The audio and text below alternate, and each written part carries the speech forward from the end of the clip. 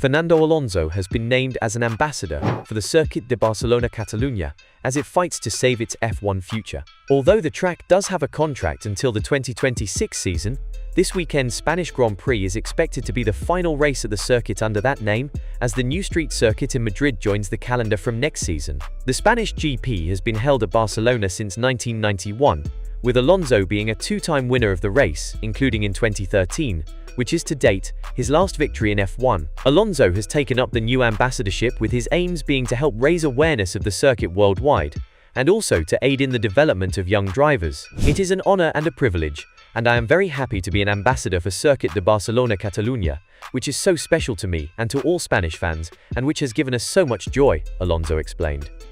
As it tries to save its long-term future, upgrades to facilities have been made.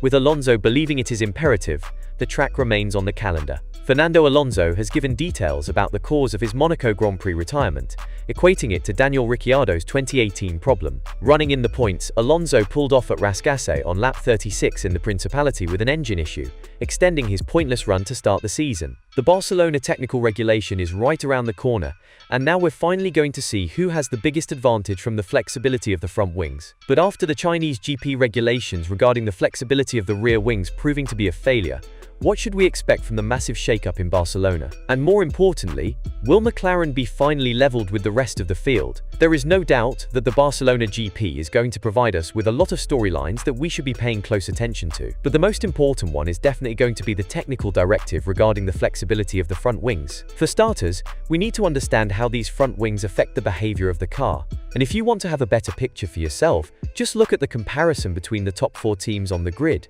In the low-speed corners, you can see that the front wing of McLaren and Mercedes is kind of more visible, which might be the reason why teams like Ferrari and Red Bull have raised their concerns that something fishy is going on since last year. It did take the FIA long enough to intervene on this matter, but just because they did with the rear wings, it doesn't automatically mean we're going to see a brand new championship next year. If you were to look at the rear wings in Japan, you could see why the FIA wanted to have a bit of a better picture as to whether or not the flexing of the rear wings is a dictator of the massive pace for McLaren. But if you want to compete against the team that is miles ahead of you, I guess relying solely on this is not going to help you at all. What Ferrari needs in a situation like this is to bring valuable upgrades that would complement the technical directive regarding the front wing, and hope that they finally widen the operating window of the car to challenge the rivals more frequently at the top. In Imola and Monaco, the team has shown some improvements, and Leclerc was very close to winning his home race for the second consecutive time. But now that we're headed to a circuit with all types of corners, that is highly demanding for the drivers in terms of their skills.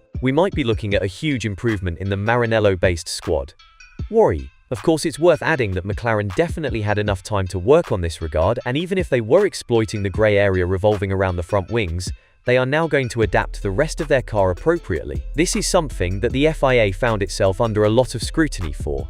Why wait 9 races before introducing something so important and pivotal for the championship? I guess we'll never know. With all this in mind, what do you think about the Barcelona technical regulation? Like and comment below.